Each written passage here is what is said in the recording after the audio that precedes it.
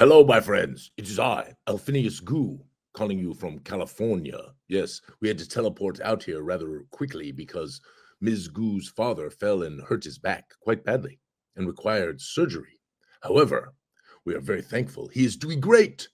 And so we are visiting with mom, grandma, that is, and the cousins and the aunts and uncles, and getting to see dad. And actually a joyous trip, even though we were worried it was not going to be. Hello, camera Mandy. You look marvelous. Hello. Thank you. How are you doing today? I mean, you just went over a whole spiel, but yeah, you're having a marvelous morning. I mean, I was Yes. telling the people before, like at 10 o'clock, I was like, we're still waiting for Alphinius Goo. Just another minute. So, Oh, was you was I know, late? I a wasn't little. late. I wasn't. I Well, wasn't stressed at all. I was like, you know what? I'm just gonna wait to text him. But I did have it pulled up here. It says Uncle I Kim. realized at the last moment that I had not sent out an invite last night. So last night we were visiting with Dad, with Grandpa Goo, and then we went and took Grandma Goo out to dinner, and some of the fam were there and some friends, and it was just a nice time. And I was making rather merry last night, Camera Mendy. So I have a little headache this morning. Oh, okay. In fact, I'm gonna put on my glasses. I also Nobody has was to see making quite a little merry last night. So you have. What? I'm not hungover. I didn't get drunk, so I Oh, was a okay. little Well, I didn't merry. really get drunk, but Uh-huh. I got a little bit touchy, tipsy, whatever you call Mhm. it. Actually, my glasses are reflecting. I'll take them off. That's good. This is gonna be a great show because, It is. first off, you're freshly showered and look beautiful. Ah, thank you. Yes, very clean. Yes, Yes, yes, very yes. nice. Yes. But we also have our dear friend Todd on today, who runs Creative Adventure Tables. We've had him on the show before, and he has a phenomenal Facebook group. It's like I said, Creative Adventure Tables, I believe is the name of it. Yes. And I'm sure he'll correct me if I got that wrong when he comes on. But they have the most amazing builds, and they talk about terrain, and they give each other ideas. And so, yeah, we're really looking forward Well, to hearing what he has to say today. you all know, and you know better than most, cameramen. I'm kind of a terrain and miniatures freak. This is what I do, right? Mrs. Goo calls me a hoarder. You are a hoarder. It's true. Like, there's no doubt. So So, I love this terrain, and of course Dwarven Forge is my favorite, and I've been collecting it since really it came out. I think 1990, 1989, something like that. I've been collecting it. Still remember my friend Chris, who worked at Berkeley Games of Berkeley, calling me on the phone and saying he and Chris played with me, and we had a wonderful group in those days. And Chris calls me and he says, "You have to come down here right now." And I said, "Why?" He says, I'm "You have to see what we haven't." Oh, it's okay. Let the doggy bark. It is little Muttley. So everyone does not know little Muttley, but some people know little Muttley. This is little Muttley right here. Yes, I was telling everyone this is little Muttley, Camera Mendy. yes. So yes, Sorry. your hair is all sticking out all over the I place. It's know okay. It's all everything good. went wrong. Oh, because little Muttley decided to bark. So she is really fearsome. She, because you were in California, your dog Baloo was in the office, and Baloo would not get close to her. Oh, of course not. She's He was, dangerous. yeah, he was running away. He was like, "No, I'm sorry." Okay, but please continue your story. No, Yes. but you need to understand. Everyone who's listening to this needs to understand that Baloo weighs about 90 pounds, 110 pounds, and is half Chesapeake Bay Labrador and half German Shepherd, and he's running away from little Muttley. I took a picture, and Uncle Greg was like, "Mandy, don't embarrass him by posting that Poor anywhere." Baloo. He's so embarrassed. Anyway, so I don't remember what I was talking about. Oh, we went out to dinner. Yes, was that what I was saying? No, you were talking about Chris calling you and saying you got to get down here. Yes, you Uh-huh. must come down. You must come down to Games of Berkeley immediately. And I said, "Why?" He goes, "I have something to show you." So it took me about an hour and a half because I had to finish up some things, and I cruised down there, and there was these white boxes filled with this amazing stuff from a company that I'd never heard of called Dwarven Forge. And it was all made of like this ceramic material. And up until that time, we had used miniatures, which of course were wonderful. There was lots of them. Ralph Hartham made miniatures, lots in those days, Grenadier, Superior Minifigs, and others. And we had all these marvelous miniatures. And we used dominoes, which we eventually painted gray for the walls of the various dungeons. And then we used like trees from HO Train, terrain, which was very popular. Model railroading was very popular in those days, and so we used those things. And to have this amazing dungeon stuff was phenomenal. Then a little while later, they came out with the caverns, right? Which was now you had caves and you had these marvelous dungeon tiles. And of course, they've continued to advance. But the wonderful thing is that, Dwarven Forge is not inexpensive. And I know this. And for some folks, that's just not approachable. But because of 3D printing, you can also get marvelous terrain. If you can't really afford to get Dwarven Forge, to get this other marvelous terrain, of course you have to paint it and all that kind of stuff. But some of us love painting. I still love it to this day. All right. Well, there's a whole lot of other options too that I'm looking forward to talking about with Todd. So let's go ahead and bring him on the show. Yeah, there's paper options. Yeah. Yes, there's really some. Hello, Todd. You look marvelous, sir. Hello. How are we doing, guys? Pleasure to be here. Thank you so much. I have a little bit of a headache, Todd. Oh yeah, too much dwarven ale. You might have too much ale. You might have to carry the show. Oh, okay. All right. I will do my best. Well, I was so goofy. I got home last night, back to the hotel last night. And I had been all intended to put out an invite, which I've totally forgot to do. So I quickly was rumbling this morning trying to get out an invite to everyone. So I hope we have a few people watching because I didn't tell anybody. We have a great audience. Oh, and if I'm looking, this is like one of these, I can do this today. Oh, that's right. Yeah. Oh, that is the old man tells tales.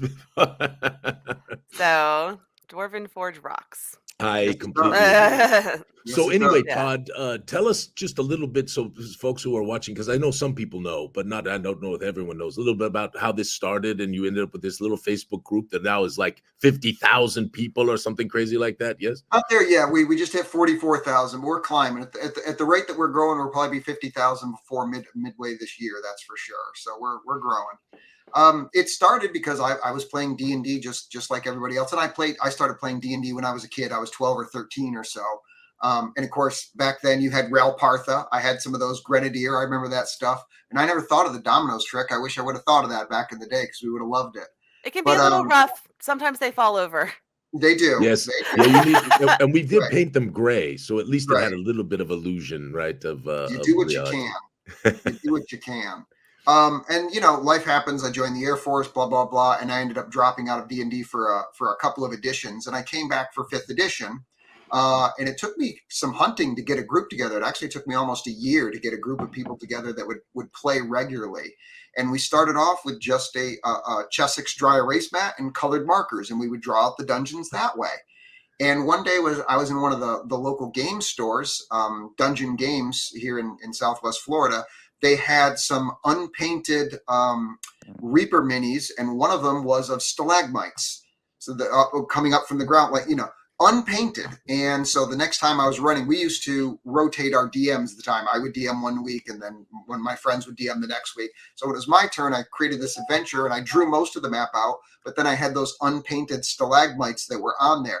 Something in my brain just kind of went, this is so cool, right? And I noticed that everybody kind of leaned forward a little bit and watched the game more intently with their minis going around the stalagmites and stuff.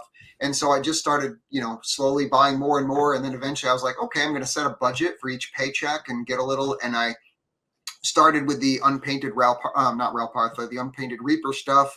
And then I moved in. Then I discovered Dwarven Forge, which quickly ate up the budget. So we had to up the budget a little bit. And I branched out that there's some other companies that make some good stuff. Monster Fight Club does some good things too. A lot of it non-competitive with Dwarven Forge is stuff that DF doesn't make that Monster Fight Club does. And they all work wonderful together, especially what they call scatter terrain scenery. And there's 3D printing. One of my friends has a 3D printer. So we would download files and print it out and paint it up and whatnot. And I would just continually, what I would do, and I never suggest this is what everybody should do, but what worked for my brain was I would see an image of something, of an item, and my brain would go, what kind of stories could I tell with that? And that's what always looped my imagination. And everybody gets their creativities in different ways. Some people watch like Lord of the Rings or read the books, right? Some people watch Game of Thrones or whatever it is that they do in order to get the creative juices flowing. And for me, it used to always just be flipping through literally the old D&D books and looking at the artwork or the modules. White Plume Mountain and Keep on the Borderlands and the classic artwork in the dungeon boxes from basic and expert set.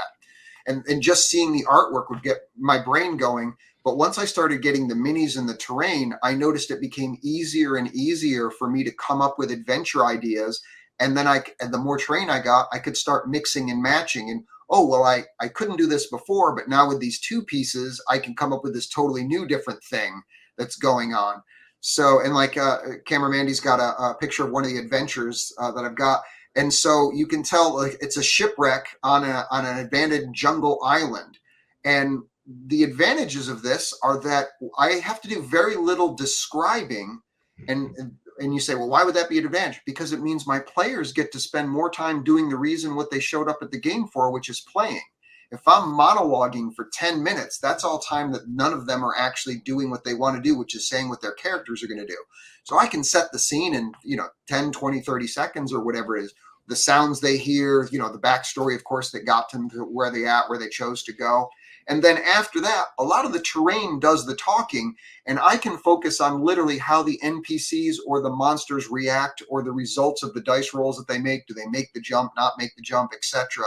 And so the focus ends up getting thrown back on the players more because I spend less time describing because it's all right there for them to see. And I don't know. Go ahead. Sorry, Todd.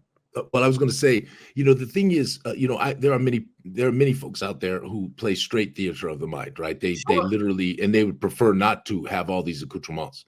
Absolutely. But I actually, I find them as well as you. I find them much more enhancing to the game. This is the reason we put all the artworks that we put into our materials for the same reason, because it does aid the imagination, right? And for me, to have I do handouts, I do terrain, I do portraited characters. I sometimes don't use portraits because of the miniatures. Literally, each miniature actually represents the character, right? So that they literally have the miniature right there in front of them that they can look at.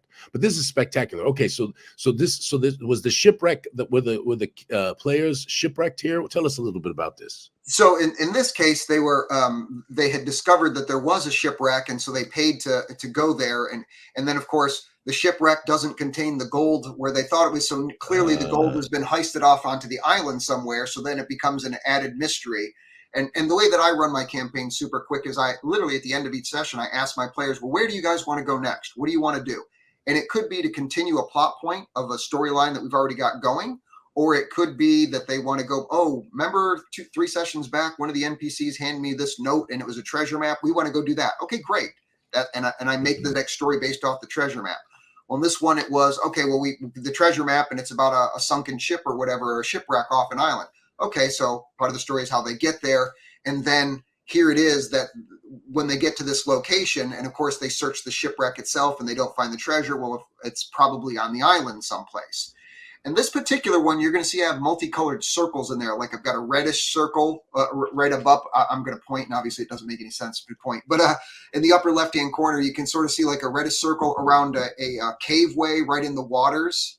I don't know if there's a way for Camera Mandy to circle or anything to show that. Yeah, there's not on this. Okay, I can see that red circle, and then there's the orange one and the purple one. There's an orange, right.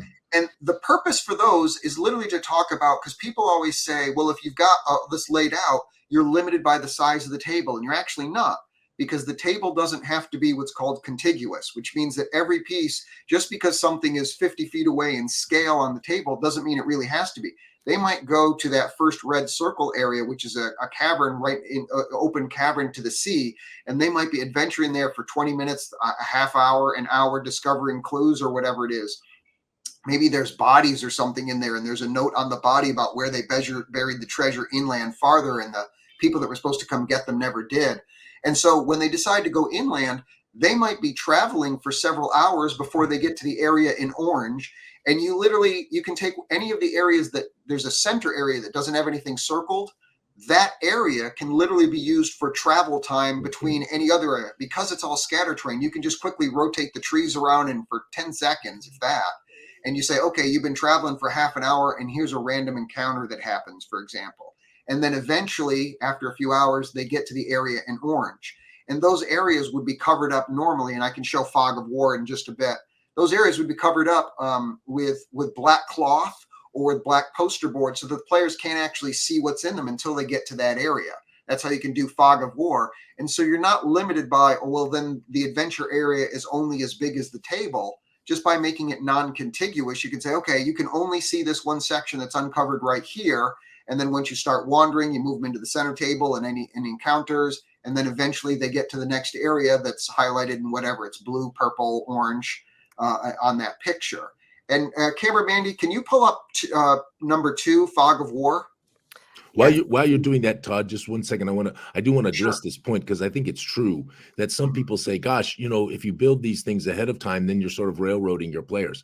But what you said is exactly right. And it's very consistent with what I do at my table if I'm going to do a pre-build. Now, I will tell you that probably half the time I don't pre-build. I actually have my players are actually the ones who build the dungeon as they're going through it or otherwise. And so sometimes I have a pre-built situation like you have right here with this marvelous shipwreck, and then other times they build it as they go forward. Is that the one you want, Todd? Yes, that's it. That's perfect. So that's absolutely correct. And everyone should do, I've done times, especially when I just had a few pieces to build of Dwarven Forge, that I would build an endless dungeon procedurally, which is I would build the first room and they would go into it, and then I would build the next room when they would go into that, and then I would take apart the first room and reassemble it on the other side to make the third room that they would go into. And so you could just build as you go if you've just got a modest amount of pieces. And so you can still create an endless dungeon even with a limited amount of resources, whether it's Dwarven Forge, 3D printed, WizKids, Warlock tiles, it really doesn't matter. There's all different kinds of ways to do this. In this picture right here, you can see everybody's around the table. Todd, let me interrupt you for just one moment to answer this question.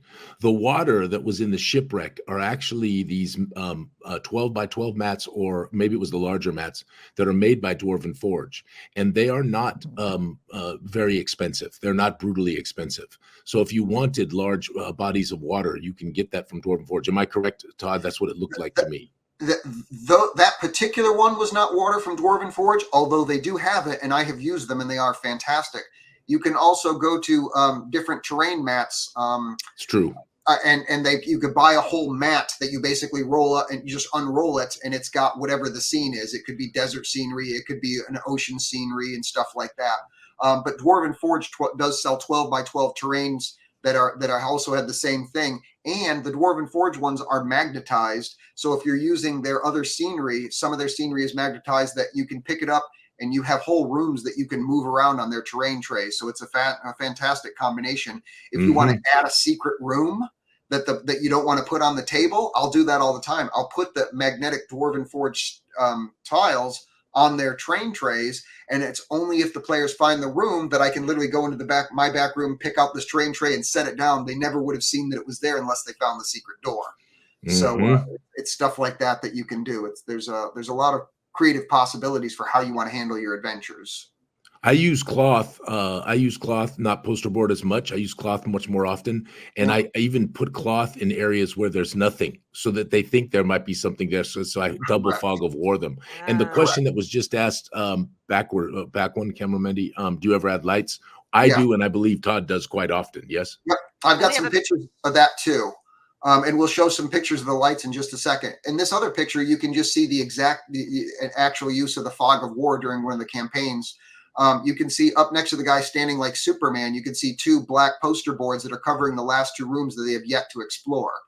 You can see the rooms where they have explored, and then you see the 2 black poster boards that are right there. They haven't been to those rooms yet, so the Fog of War is covering them up. They have no idea what's in those rooms. Yeah, it's beautiful. And Todd, you're gonna join us at Gen Con. Oh, you can't come. No. I remember you keep telling me you can't come to Gen Con. I keep asking and you keep telling me no. I know. We just got some. I told Todd before we started that we just got some big news for our game show. Oh yes, go ahead, Camera Mandy. Tell everybody because it's pretty cool. I know. So we are tentatively, because I can't do anything until it's officially scheduled. But tentatively, we are going to be in the main event hall for the Great Gooey Dungeon Game Show at 10 a.m., which means we're going to have an audience of 1,000 On people Friday. on Friday. Yes, on Friday. And we'll be streaming live like we always do as well. So, And everyone who attends is going to get a little stack of magic item cards. So I think it's $4 or $5 to come to the show, mhm. and you get like a $10 item just for coming. So on And top of all the prizes we give away, yes. you're going to get a little stack of And we're gonna magic have item some. cards. What we're gonna do this year is do a lot of bigger prize, or like a number of bigger prizes. Since we 1,000 people, that'd be hard to manage. So we're gonna have some great stuff, and I bet knowing our previous giveaways, people can know what we're gonna give. Plus, all of that aside, if I may, the show itself is absolutely fantastic and extremely entertaining. I had a very good view of what the audience was doing in the last show, and I can tell you this: not a single person got up and left. Everybody was leaned forward, engaged, clapping, Aw. raising their hands, participating. It is a really, really fun time. If you are going to be at Gen Con, it's a must stop to see the Gooey Game Show, because it will be literally one of the highlights of your experience there. Thanks, Thank you, Todd. That's very nice. Well, the thing is too, I don't remember what the percentages is, but this year, of course, 100% of people will get a prize. But on top of the 100% of people getting a prize, there's going to be a significant number of prizes given away. And I think something like 70% of the people in the room get a prize. It's like 75%. Okay, so you have to scale that back, because I can't do prizes like that for the 1,000 people. So I've already Kim. Did you just call me Kim? Oh, Alphinius. Alphinius. Time to step up your game. The marketing guy. Yes, Yeah, I'm sorry. We'll have to figure out the new when I strategy say- so we can give away lots of prizes. We are going to We'll give figure it away out. lots of prizes, but like that would literally be, if it's 1,000 people, that would literally be us calling names for half of the show, and we still wouldn't get through the 1,000 people. So I have other ideas that I think are going to be really exciting, and on top of that, everyone's going to walk away with something, since we're putting out that special item deck. So Yes. Sorry to distract from this, though. Fog of War. We could say this for the game show. We started the game show with Fog of War on the table. And then as we started doing our game show, we decided it didn't work for us. And so we just put the whole table out without the Fog of War. And that might be a strategy too that you would want to engage. Like if the just building the stuff is hard enough as it is, adding the Fog of War could be like an extra step that can be a little stressful, or it could be something that you find to be enthusiastically try and do to get your players to be engaged. So it kind of depends on the person. It's situational too, because sometimes it's easier just to go, I'll build out the basic area, but not until they get to the specific area will I add the core piece that's the piece of interest. And so all of a sudden when they get there, there's a surprise, and it's much more interesting because it's more than what they were seeing at the beforehand. So sometimes if it's not convenient to cover it up, or if you want to mislead them and you think, oh, well, the obelisk that we're looking for isn't in that room because it's already uncovered and I can see that it's not there. When they actually get to that room, you could then put the obelisk, if that's what they're looking for, in that room, and okay. And they weren't expecting. As you go. Correct. Okay. Yeah. There's many different ways that you can approach using terrain to your game that fits your play style. There's not an all sizes fit one type mentality. It's very much about doing it the way that works for you and your group, flowing the game, and that you find most enjoyable. Yeah.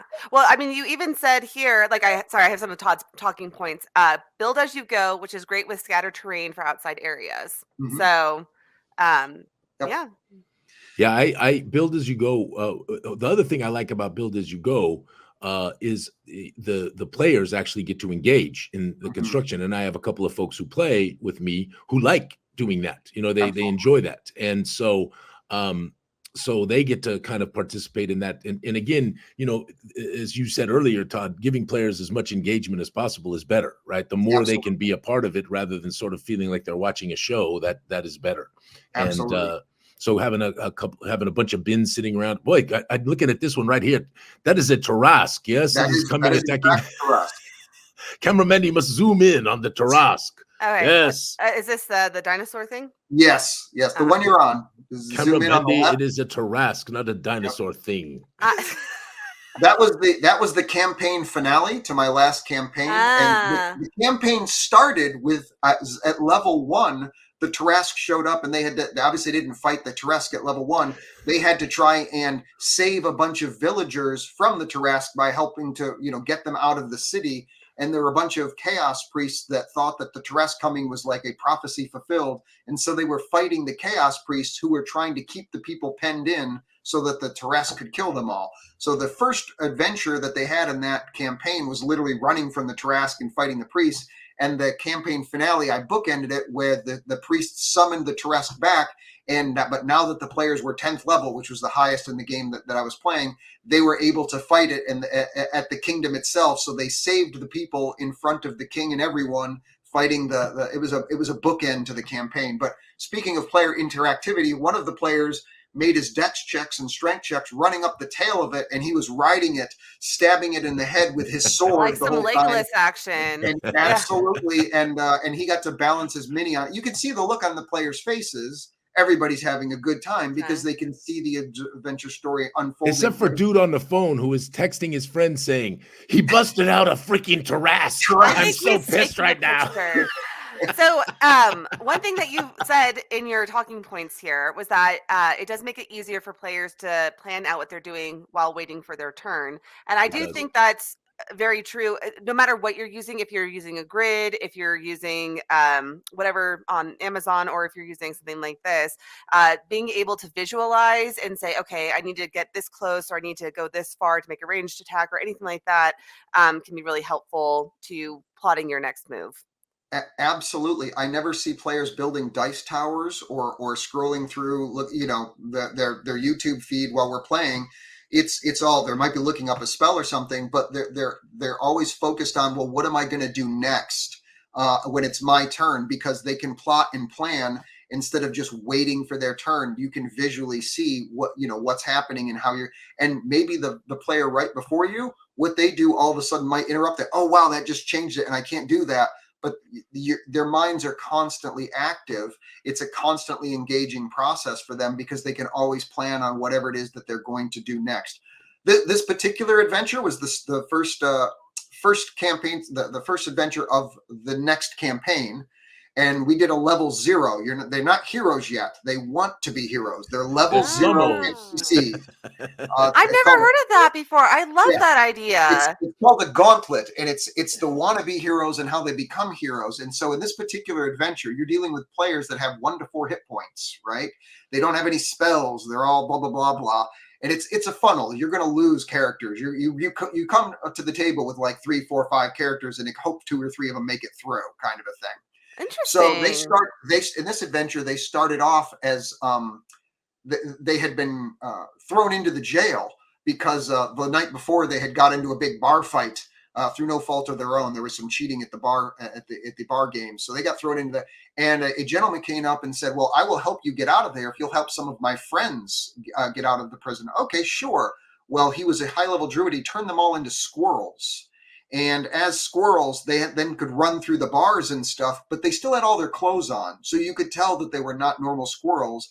And as they're running through they're trying to run across the ceiling, across the tops of buildings and avoid all the different, like the crows that are coming to fly down and pick them up and drop them off the roof, and the rats that attack them and all that other kind of stuff. And eventually they make it through, and they find that what his friends, the druid's friends that got him out, were a bunch of wolves and a bear that particular town had captured, and were going to have fight as entertainment in an arena. So this is an all true story. I can send you pics to show that all this happened. And I have minis of squirrels that are this size that are in people's clothes with adventure swords and stuff. I can send you the pics. And so when they finally get there, obviously they can't sneak around with the wolves and the bear. So they jump on the backs of them after they break them out of their cages, and they're riding through the streets. And I played Ride of the Valkyries as they're riding through the streets, and they're running over guards. Exactly. It was a hell of a great time. And then when they finally Todd, wasn't that in a Bugs Bunny? Wasn't it in a Bugs Bunny show too? That was yes. The Ride of the Valkyries. It's classical music that even if you don't know it by name, the moment you hear it, everybody knows it, because it's just that it's like Beethoven's Fifth. Everybody's heard of it, even if they don't know what it's called. Dun, dun, Then dun, dun. right. The sum of the story was they finally escape with it. They make it to the druid's hideout. He turns them all back into humans, right? They have to trek all the way back, but now that they're humans, nobody can see that it was them, right? Because they were squirrels when they escaped. When they're walking in, there's the guards at the front gate that are handing out flyers saying, "Have you seen these?" And I actually had a flyer of these squirrels escaping from like that. Have you seen these squirrels? So they were infamous at level 1, right? And I can send you pictures of the flyers and stuff too if you want. But, So I did not know this was happening because I am on StreamYard right now. But we had a hype train. oh, fantastic! Thank you, Twitch. Yeah, Yay, I started hypers. seeing like some comments like hype. I'm like, what's going on? So I went over to Twitch and like, yeah, thank you all so much. I love Welcome, this. hypers. We love hyper people. Yes, it's wonderful, wonderful time. So, camera Mandy, zoom in a little bit on this one so we can see the little gauntlet thing, and as well as the town. You can see the dungeon on the left. You can see the prison that they escaped from on the left. Yes. Right. And then on the right, I actually have the town built. And again, that's another non-contiguous thing. The dungeon happened all underground where they had to go through and escape the rooms and whatnot. And of course, I had all kinds of funny things happen in there too.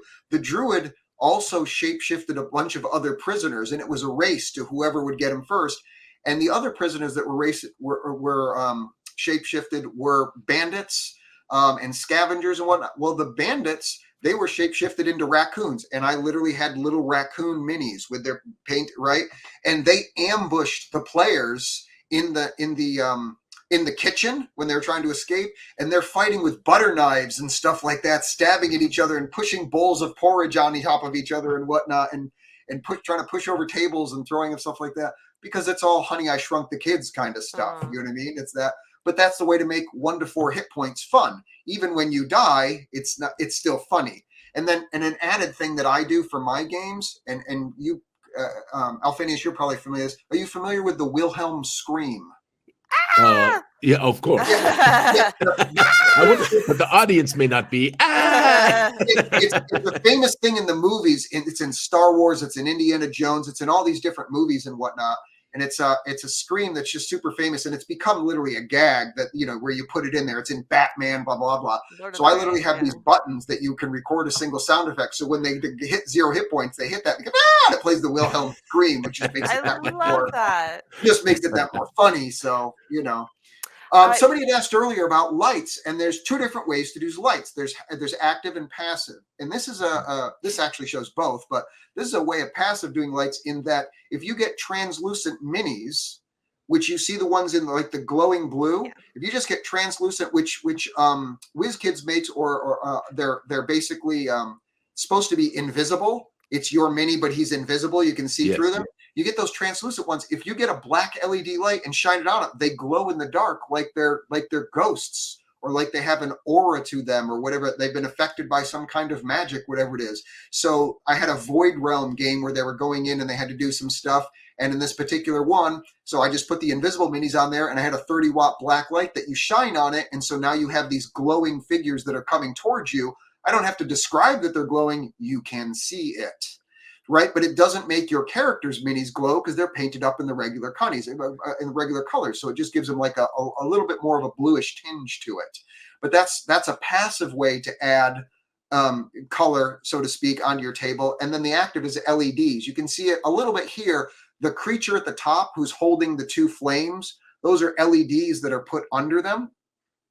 If you go to 4, cameraman, if you can go to picture 4, the LED torches. I think the name of the company is McCready's or whatever it is. They make these awesome little, that was the one you just had. That's perfect. They make these awesome little, they're round on the bottom. They're perfect size so that you can put a mini on them. And then if you just rotate the bottoms, it lights up the torch, and you can tell who's holding a torch or has a light source. So if somebody has a light spell cast, you put your mini on that, or if they have a torch, put their mini on it, and we always know who has the light torch, or the light surrounding them in areas that are otherwise dark. And it becomes a thing because it's on the table. Oh, when you're running and you have to jump across to the other side and get to the other side of the bridge, do you drop the light source when you're doing it? Right? It just adds an extra mechanic to the game that you remember because it's visualized in front of you. And suddenly, if nobody has dark vision or whatever it is, then that becomes a new thing in the game where, oh, wait a second, the lights are out. And that adds a new, is that person all at disadvantage for their attacks? Can they find their way through the dungeon, et cetera, so on and so forth. But that's an active way that you can add light sources. I will say that Dwarven Forge has a tremendous number of LED products that are available to them. They have lights, and I have them. I don't have them in any of these pictures, that literally mount on the walls of their dungeons and stuff. And so you can have the torches on the walls. Plus, they have all kinds of cool exotic ones. So check out Dwarven Forge for that. And WizKids also has some LEDs as well. You can check them. Awesome. Well, we're going to be wrapping up here. This has been a marvelous conversation, and Alphinius is kind of, his Wi-Fi is a little rough, but Sure. I want to take a moment to show your page. No, I don't know what it to be. What? Oh, we lost him. Yeah. So, actually, just hang out with me until he comes back. Sure. Okay, so this is Creative Adventure Table, Mhm. and it is a wonderful page that is just filled with all sorts of different inspiration, people posting their magnificent builds, getting inspiration from other people. Can you talk to us just a little bit about the group and the vibe of the group, and is it helpful for beginners? Is it who is it for? Absolutely. So it's for everybody of good cheer. The tagline for it is creativity runs on inspiration. You need something to inspire you. And for a lot of people, not everyone, but a lot of people, visual images are inspiring for them. So when you scroll through, as you're doing right now, you look and you see all these things that other people are doing. Now, you may or may not be into terrain. That's okay. It doesn't matter. If it inspires you and for an idea for your own campaign, wonderful. Then as far as I'm concerned, the page has done everything that the group has done everything that it needs to do. But for people who are into terrain, it doesn't matter. There are groups specifically for Dwarven Forge. There are groups specifically for 3D printing. There are groups specifically for other companies and whatnot, or for crafting. My group is not about how you get your terrain. My group is about what are you going to do with your terrain once you've got it? How are you going to use it to help tell stories? And then people basically just put for whether they've just started getting into it, or they're professional 3D modelers, or they're people that do, what I call convention tier quality builds and stuff. It's all there to give you something to aspire to, for something to try, to make your adventures more exciting. And each week, I will spotlight 5, which is getting harder and harder and harder to do, because there are so many. There's literally been times that I've had 20 that I would love to feature and I can't. It's just, but I will spotlight 5 members of what they've posted at random and put it up and create a post that I actually link at the top. It's a featured post, meaning everyone will see it, just to highlight the creativity of all the amazing people that they have. But as great as that is, and as thankful as I am that I have so many wonderful people that contribute their stuff, I have to say, honestly, the favorite thing about that group is there's 44,000 members. We have 2 admins, including me. That's it, 2 admins, and we have no drama. There's no flame wars. There's no people ragging on each other, because I literally just, from the beginning, I never put up with it. Your criticism is perfectly valid, but just be polite about it and make it constructive. Hey, did a great job on those docks. You may want to try some dry brushing too, and that could add a little extra due to. Oh, that's good feedback without a negative vibe. Right. And because that's been the way it's been since the beginning, there's almost no moderation that's necessary. If it's once a month that I get a complaint from somebody about a post or a comment that somebody's made, it's a rare month, because the vibe is so positive. It is it's like the Gooey Cube community. Everybody's very uplifting. Everybody's very supportive and positive. Everybody just wants to have a good time, and they're happy to contribute. They're there for positive purpose. So if you're into terrain, if you're into storytelling, if you're into ideas, just plain ideas for adventures, or if you just want to be around other creative people, this is a wonderful group. I'm not selling anything. This is literally just a free Facebook group. You join it, and it's there for your benefit. So I'm literally going through your Facebook page. First off, I saw Stefan in there. I stopped on his build. Like, how cool is it that the creator of Dwarven Forge is in your group, actually posting his stuff? That is amazing. Yeah.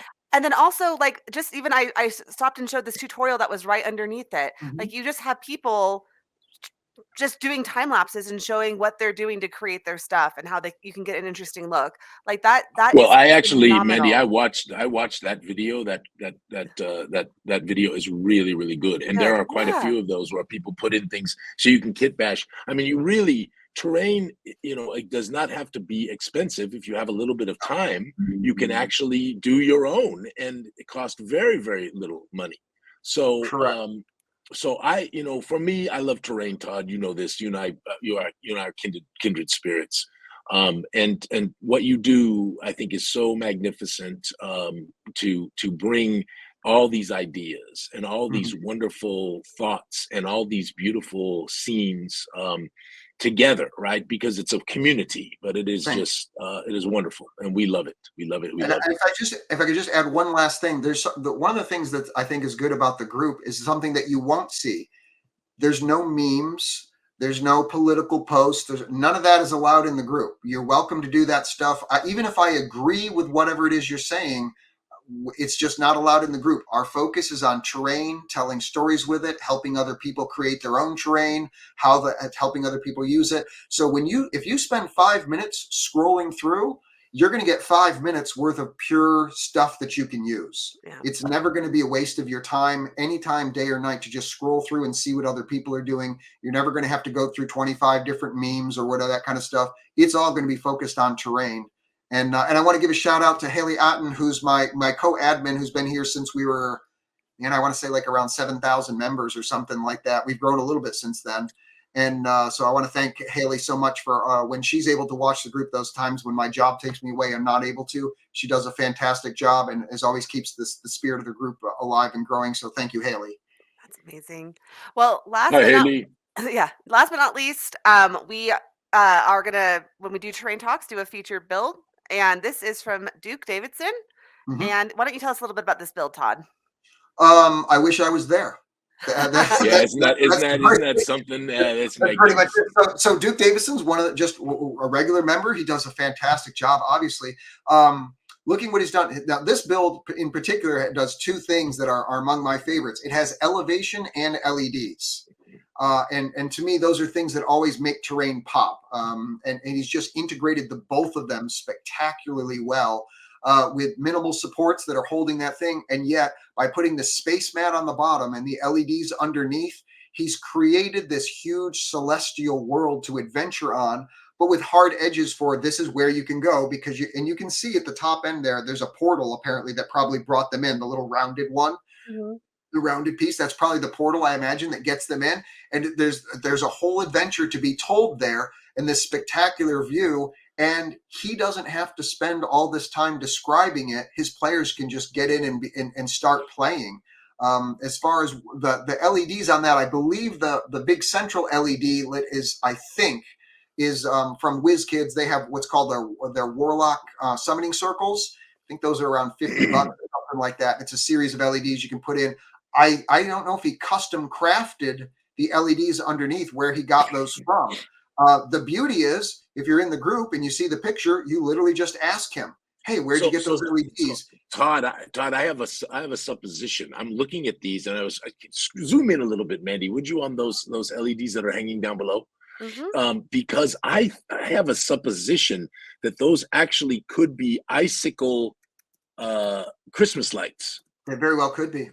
Yeah. That he then took and put things over the top of, but I don't know. I'm really curious now to know what that is. But they make those icicle Christmas lights that hang down from your house, and they're a little bit about that long. I just wonder, because that is really, really cool. I mean, terrain is also all about repurposing. I mean, a lot of times I'll literally just go and get aquarium decorations. And use that and repurpose. Oh, hey, you know what? This would be perfect, and use that. So there's a phenomenal palm trees. Phenomenal palm trees. And you can find that stuff at thrift stores quite a lot. So, absolutely. Todd, this was an excellent conversation and an excellent first terrain talks. Thank you so much for joining us. And any last thoughts from you or Alphinius on this? No, Todd, it's always a pleasure. Excited. We're folks. We decided we were going to do something. So Todd is actually going to join us as one of the marvelous characters in the Geisengax tale. Because of his wonderful contribution to TTRPGs. He's got a gnome that is going to show up. So if you go visit Ethholm or one of the areas around that area, you will likely encounter this interesting gnome who is half mad. Is that correct, Todd? Yes, that is Billy and the Half Mad, and I will have all of the information for you before this weekend is out. But I have to say I'm honored beyond words because I had never even dreamed of being in a professionally high quality produced campaign before as an NPC. It's literally beyond a dream come true because I never thought something like that was possible. Anyone, and obviously here, anyone who spends their time going through the world of Zyathé sees how much, not just creativity, but genuine love and care and thoughtfulness that goes into it to bringing it all to life. That makes it so much easier when you're a dungeon master to run it because all that's put in there and the notes are right there for you to see and the pictures are there. That the pictures alone, again, help bring the character to life. When you see that picture of the NPC, a part of you almost immediately knows how to play them, even before you've read most of the notes. So thank you so much for giving me the opportunity to be even one NPC is just beyond amazing in your incredible world. Thank you for that. Well, and for me, Todd, just to be able to do Geisengax with Luke and honor Gary and have all the legends that are already in there and more coming. In fact, I just got Penny's finished artwork today, Cameron Mendy. I can't wait to show you. So, yeah. Oh, you did see it? Yes. Yeah. Okay. Really good. Yes. Yes. I think really good. So, sorry, it's already 10:47, so we got to wrap up this segment really quickly so we can finish up the last. Was it a segment or the whole show? I know, that's what I'm saying. No, Todd, honestly, your insights are so magnificent. Your builds are so great, and we look forward to having you on again next month. So, thank you so much. Yeah. Look forward to it. Can't wait. Absolutely. All right, we'll talk to you soon, okay? Bye, Todd. Bye, Todd. Take care, everyone. Oh, all right, Cameron Mendy. I didn't know that this was gonna immediately go to right to Dragon, the boofing dragon. The boofing dragon. I think that needs to be an inn in the Gloomport. There needs to be the boofing dragon. Yes, 100%. Also, boofing dragon. Hashtag Mournwood if you have not put it in already. I know people have already started putting it into the chat here, but if you have not... and I do apologize for being so late in putting up that the invitation. So I'm sure that impacted our number of people watching today. But we have a great group today. Well, I just with all that was going on last night and making rather merry and taking care of Grandma Goo and all that stuff, I just completely forgot. So okay. My apologies to everyone. But yes, we need to have the boofing dragon in the Gloomport. So Carrie, if you're watching, Carrie, if you're watching AJ, I'll write it. What I'll do is I'll write it on a Post-it note, but I'll actually write the whole thing. We're putting the boofing dragon in the Gloomport. Is that what you said? Yes. So basically what this picture though is I wrote this tiny little look, and this is exactly what happens. I have now just written the word boof on a note, and then I will get distracted and not finish the rest of the thought. And so then I end up with notes like this: boofing dragon, gooey poof. And I was like, what was I even trying to communicate? But Michelle solved the mystery. She sent me to the post. But then Fabio seems to have written. I am very disturbed by these books.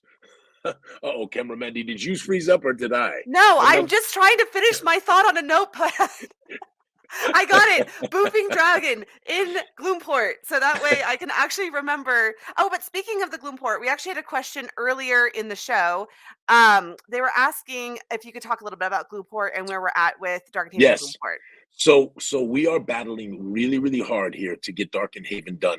Now that we finished the Mournwood, we dropped the digitals, by the way, for Shades of Loss, which is the last little adventure authored by Charlie. And isn't that magnificent? She is just magnificent. Like everything about this cover, you used this, right? We did. Oh, okay, good. Yeah, because just the expression on her face, the transparency, just everything about this image is intriguing. So I think you made the right choice. So yes, well the community jumped all over it, which we were very pleased to have everybody. So Shades of Loss is dropped, and of course for everyone we did an extra bonus map that was not included in any stretch goal or anything like that. You didn't have to pay for it. Is this magnificent poster map of the region of the Mornwood. And it's beautiful. Edvard Henda drew it, and I can't wait till you have it. So the digitals have dropped. So make sure you go on and get your digitals for the Mornwood. And thank you all for your support. That really helped us. That little Kickstarter in the middle of all this big thing that we've been doing helped us with a little bit of money that was really needed. I totally, Legends, Lore, and Libations. There's just the community is amazing. The work that people have done, the things that people have created. I can't wait for Lore Long Lost, which is going to be our third one, which we'll put out here along with the Guys and Gags materials. But Dark and Haven is really actually fairly close to being finished. 2 of the books are in layout. The third is in process. We have all kinds of artworks that have been done for it, many portraits. All of the map and locations have already been scaled out, and we're going to try really hard to get that thing out here, to get Dark and Haven out in the next month or so. Literally out. Digital's dropped. So we'll be keeping people posted on that. And I am truly sorry. It has been so long. And thank you for the people who have waited on this and encouraged us and not yelled at us for being so tardy. And it was my fault. I can blame some on COVID, but it was my fault for just total. But I will tell you this on the other side, those of you who got that stuff in that first Kickstarter that we did, your value is incredible because we've added to it and brought more to it. And we're going to actually send you another special gift along with it that Camera Mandy knows about because she chastised me about telling it and not making sure she knew. So now she knows. So we're going to be doing another gift along with, right? So we're going to be sending something special as we finish this off. And then Guys and Gags, of course, we're going to be starting that Kickstarter in about a month with Luke. But we will deliver the Gloom port before we deliver any of the Guys and Gags materials. The Guys and Gags materials will be slated for delivery in November of 2024. And our goal will be, of course, to get out Dark and Haven first here as quickly as possible, and then the Gloom port as quickly as possible thereafter. And that along with the side quest adventures, which are also done, just need to be laid out, will finish off our first ever Kickstarter that we did that really launched Gooey Cube. And we couldn't have done it without you all. So thank you so much, all the friends who helped and have been patient with us on the delivery of this. And I can't wait for you to get the box because it's not that big, which was the original box size, right, Camera Mandy? No, it's like massive. That big. Yes, it's like that big. So we are excited to put that to you. Yes, I was disturbed and then laughed. Excellent illustration from friend Chet Mitten, who is actually going to be a special guest at Genghis Khan. And I love Donnie and Andrea in this. I love her tattoos. I love everything about this. So Andrea, like mitochondria. Andrea, I know Andrea. Well, this is the I'm getting lady it. Andrea and Yeah. Commander Donald Arnold. This is the two of them, yes. And then, of course, Alfabio. What I love about Alfabio is his chest hair. I know. I love that it's pink. It's just so thick. Yeah. It's a blanket. Okay, we're gonna just zoom through social media and wrap up the show. Yeah, so what about this? Okay, what about this, Camera Mandy? Yeah, I actually Goo Syndicate. Sorry, Goo Syndicate fails in public. Oh my god, I am having so many issues right now. I'm trying one more time. Goo Syndicate fails in public attempt to gain support. I was trying to read it like a news announcer. That's where I went wrong. So listen, just be clear. The snail is failing. All right, it is clear the snail is failing. I am very willing to throw my entire support behind Agila. So let the snail fail. And let the trail be disgustingly gone. Yes, this is yes, this was great, Heather. I think that would fall into increased species attacks, FYI. So whatever. It's a damn snail. Yeah, this is from Heather. Life at the Party. It's an excellent comic by Travis Hansen, and it's basically goblins guarding their hoard of dynamite, and one of the goblins lighting up a cigar. And the other goblin's like, "What the hell? What the hell? What the hell?" Okay, so like I'm really enjoying these. So these are the Gooey math. Alexander, who works for us, is putting together these really fun, like kind of brain teasers, if you will, for D&D math. So if you check out this post in the Gooey Den, we have Rob in there and Andrew and a couple other people and some people on TikTok too, kind of debating the math of, Yes, it you is know, a, so, it is a yeah. debate. Yes. So It's we definitely a propose debate. a question. So this one is, which class can make the highest number of attacks on their turn? And then I put in some provisions like level 20 in a single class from the player's handbook, or use any magic items and spells. And then we give our answer, and then we see, okay, can you beat this answer? Is our answer wrong? And so Yes, anyway. and you think about what's out there, cameraman, Yeah. right? Because you have like weapons of speed, right, that give you Mhm. extra attacks. You have haste type Yep. spell, right, that can give you extra attacks, right? And so you start going through it and you start thinking about it. And can you stack a haste spell with a potion, right? Can you Yeah. stack that, right? And so you start going, oh, goodness gracious, that could be a lot of attacks. Yes. So anyway, so it's just like, and all these little things that we're putting out there, they're just little things to kind of think on, give you some little ideas for. Things to So think on. yes, things to think on. Okay, oops, wrong way. Oh, so we have some really funny things. First off, this was hilarious. So Laura Thompson, who is our con currently, RSVP'd for our special Genghis Khan party that's happening on Wednesday. And if you want details on that party, please email me at But this is Laura cameraman@gmail.com. Alchemy. This Yes. is Laura. So, Yes. but that Laura, the other Laura, Yes. sent me her RSVP, and she sent me an Amazon link to Escargot. Escargot. Escargot. No, it was Escargot. It was not Escargot. Oh, it was it was real escargot. Yeah, on You can find it Amazon. on Amazon. Yes. Oh, I yes. was like, will this be Yes. served with our pizza? Is it frozen? It comes in a can. There's like 20 of them. Anyway, it was so funny. But this Laura, who, by the way, is also going to be at Genghis Khan and is becoming one of the red shirts, one of our trusted red shirts, posted a hilarious, wonderful picture of, I mean, I have to know, is this her fish tank with snails in it?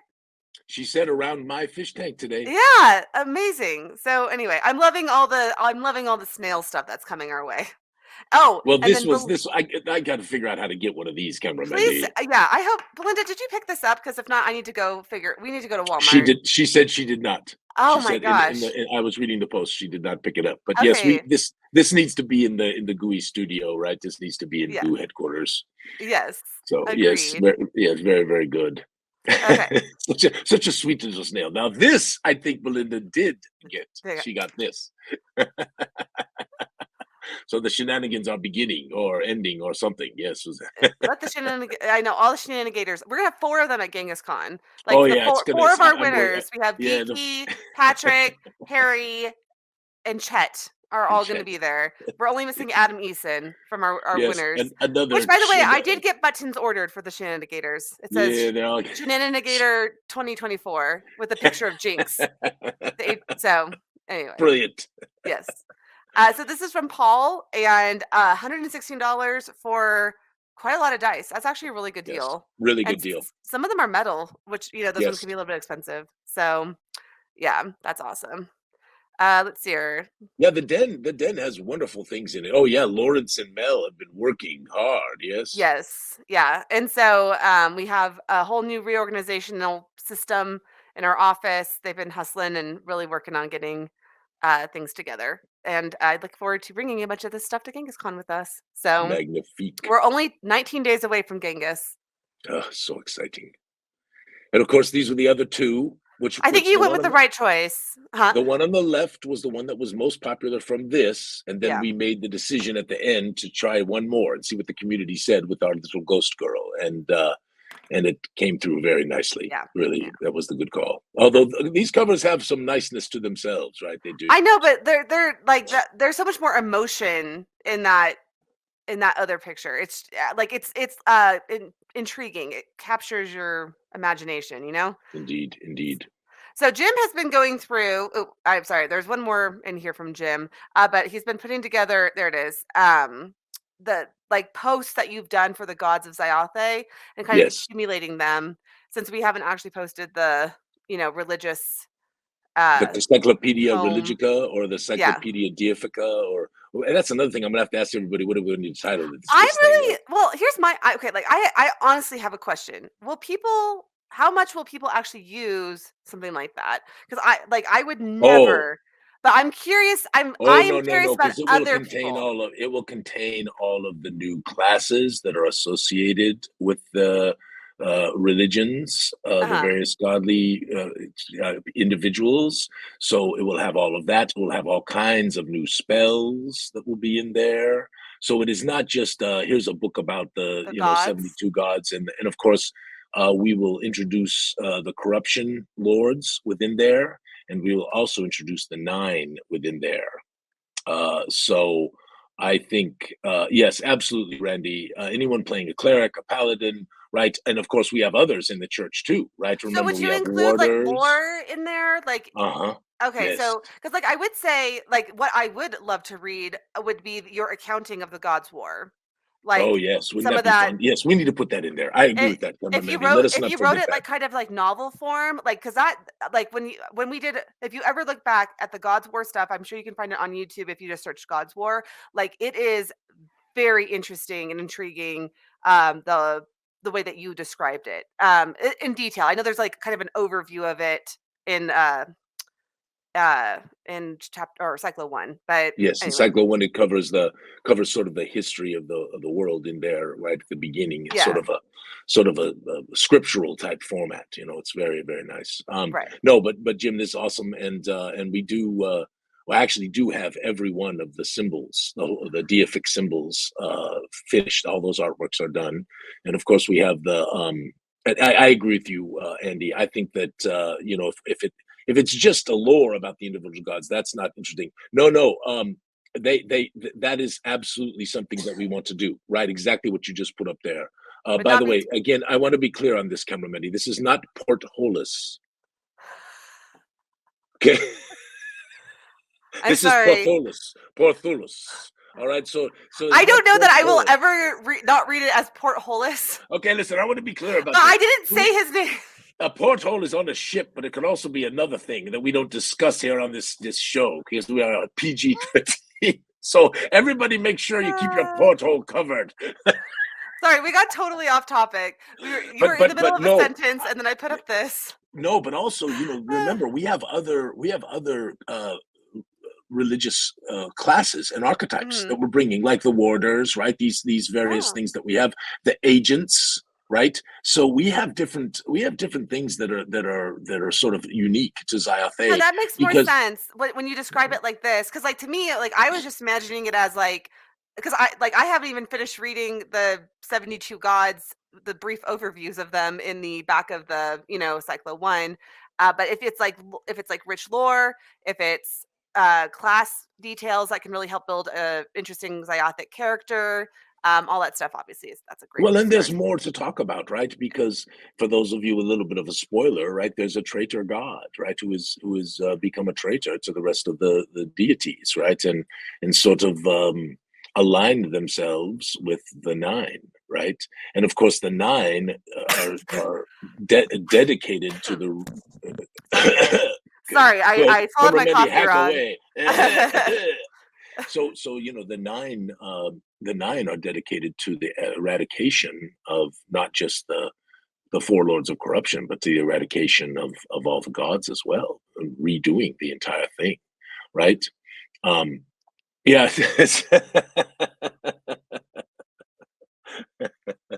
That's funny, Hentaya. Well played. No, it'll be. I think when we get to the Encyclopedia Deifica, I think it will be a wonderful resource for game masters and players, and it will be designed to be both a player's book and a game master's book, same as Magica was done for that. We got a boogie because it's okay. All right. What else you got? I had a great one from Constance. Not saying the barbarian has a low intelligence score, but and then it says front toward enemy, which I thought was hilarious. Yes, I laughed. Yeah. There was that was it. Okay. There was another really funny post a while ago about using, what is your dump stat? And mine is always charisma. I am always going to play someone who's not very likable because, First off, I find it fun to play. I just find it fun to be a little snarky during my games. Only during the games, Cameramandy. It just allows me to be my true self. It allows me to say all the things that I've already thinking. No, I'm just kidding. But yeah, that is funny. Like when your dumb stat is intelligence, you know. I It's thought that fun was to hilarious. be a dumb character sometimes. Yeah, no, for sure. Brute, right? Oh well, and my best friend Dory, she plays a barbarian, and it's the same thing. And she's just always running into situations, and it's fun because it moves things along a lot faster if you don't have the debate ahead of time. Your character just goes for it. So, Well, but do you then want to sometimes, do you want sorry, go as a ahead. close? Oh, sorry, no, you go ahead. Finish, please. Oh, I was just gonna say, but sometimes there's consequences to that as well. So anyway, So before we go, do you want to show your cool animation of the idol at Guys and Gags? I think you should show that, Cameramandy, because it's really fun. So Guys and okay, Gags, yeah, we are of course not just creating a grimdark tale. It is also going to be a lampoony tale. So we're doing a number of things, and we have some really cool announcements to come up about this. A very special thing that we are going to do. That is very meaningful to me personally, and I think will be meaningful to many gamers. Luke and I have been talking about this. I can't say it yet, but I will say it soon, which will be a very dear and wonderful thing about Guys and Gags. But part of the nature of the adventure is this lampoony thing that we are doing, and Cameramandy. And you should show the ghost too. Cameramandy animated the idol, so it winks at you, and then its tongue comes out, and then its tongue catches on fire. Yes.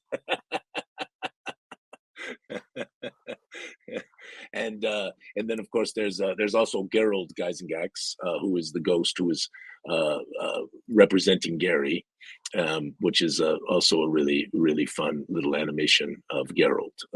So just pop that thing on up there. There he is. He is magnificent.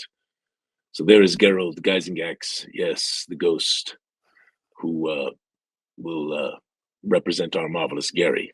And we cannot wait to unveil all that is going on with this to you all. It's just, I'm humbled, I'm astounded, and I am challenged to make the greatest thing I've ever made, along with Luke and others, for this incredible homage. So more to come indeed. We're going to go see Grandpa Goo, give him love, and Cameramandy, I have one side note. Oh yes. Sorry, and I'll post this in the den too. I will be gone this upcoming week to Disney World, and so if you do not hear back from me, it is because I am immersed in the Disney stuff. Oh, But I will be back by Cameramandy. Saturday for Goo Morning. So Yes, we will Goo Morning after that, but you got to take a few pictures, so because everybody loves to see travel pictures of other okay, people. I'll So take some good ones, and post a few in the den. I'll post a few. Yes, and then on Saturday we'll get a little recap of your Disney adventure. Yes, you know what I'm saying. I know. I think I should have put it in the newsletter because I was like, email Cameramandy, and then I was like, I'm not going to be answering emails next week. So anyway, Cameramandy, you have to answer your emails. Anyway, thank you all so much for a wonderful show. Thank you so much to Todd for joining us. We've had an excellent time. So yes.